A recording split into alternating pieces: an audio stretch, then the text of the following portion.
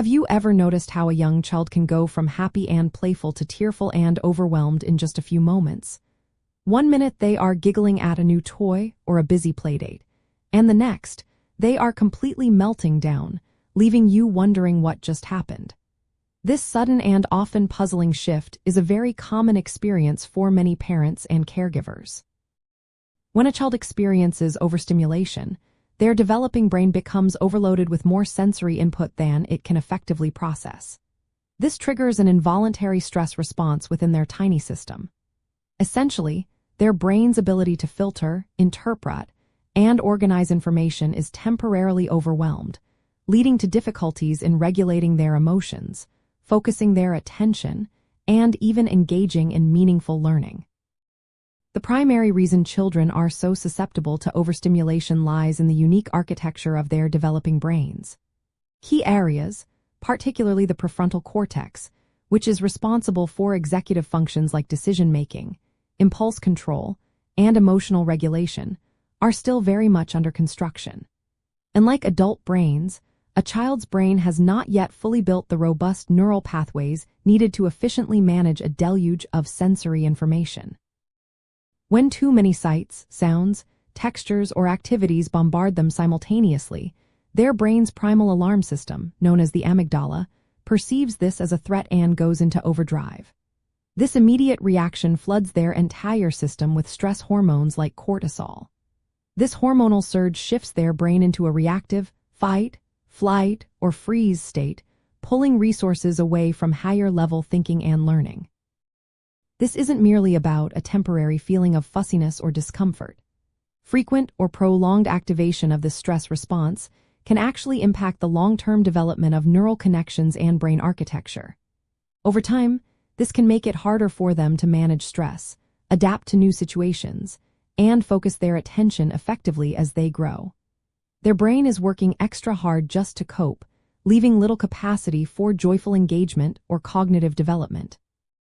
So, as helpful coaches, what practical steps can we take to support our children and prevent this overwhelm? The first and most crucial step is to become attuned observers of your child's individual cues. They often signal when they are approaching or have reached their limit through body language, sounds, or changes in behavior.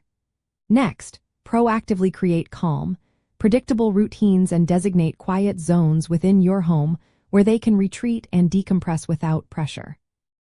Be mindful of limiting their exposure to excessively loud noises, bright or flashing lights, and very fast-paced digital media, especially for infants and toddlers. When introducing new activities, try offering one or two engaging options at a time rather than overwhelming them with a multitude of choices. This allows their developing brain the space it needs to focus, process, and truly engage with each experience effectively. Remember, less can often be more when it comes to supporting a young brain. It is also helpful to understand that some children are born with what is sometimes called sensory processing sensitivity. This means they are naturally more finely tuned to environmental stimuli and thus more easily overwhelmed by sensory input compared to others. Recognizing if your child falls into this category can be a real game changer in how you approach their daily environment. Another fascinating aspect of brain development is neural pruning. During critical periods of growth, the brain naturally prunes away unused or less efficient neural connections to optimize its overall efficiency. Chronic overstimulation can unfortunately interfere with this vital pruning process.